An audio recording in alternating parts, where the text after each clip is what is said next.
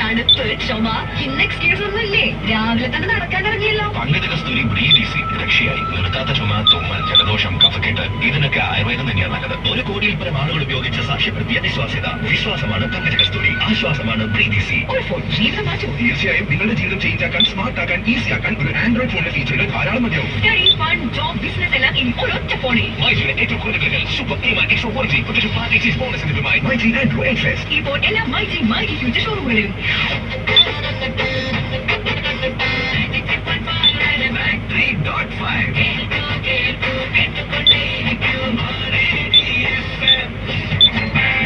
MyG presents Red FM Super Song of the Hour.